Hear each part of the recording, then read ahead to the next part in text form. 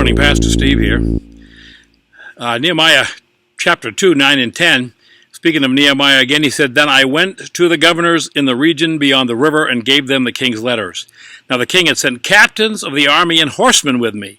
When Sanballat the Horonite and Tobiah the Ammonite official heard of it, they were deeply disturbed that a man had come to seek the well-being of the children of Israel."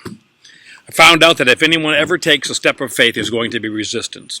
In Nehemiah's case, the first pushback came from people who did not want God's people and God's city to be restored. Keep in mind, the Ammonites were a cursed group of people and always at odds with God and his people. Tobiah was an Ammonite official. He had taken over the storerooms of the temple for his own use. And Sanballat, the Horonite, was a Samaritan leader, an official of the Empire of Iran in that time. These were people whose self-interest made them really adversarial toward any attempt to restore the gates of the city and renew the hope for the people.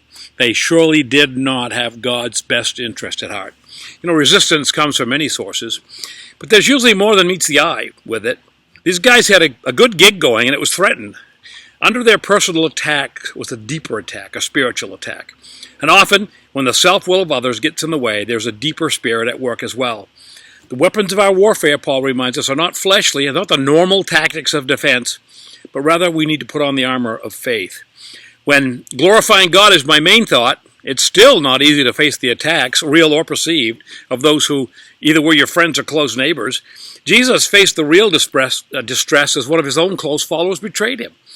Again, that resistance came from one whose self-interest was stronger than his loyalty to the Savior. How are you responding properly to resistance? How am I at properly responding to those who let self-interest make them respond in less than helpful ways? Sometimes I am afraid I feel threatened by the empty words and hurt by the negative attitudes of those who say they love Jesus.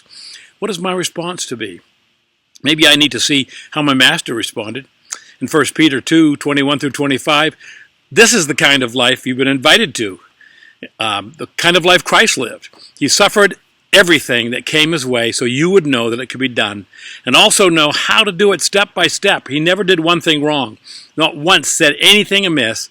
They called him every name in the book, and he said nothing back. He suffered in silence, content to let God set things right.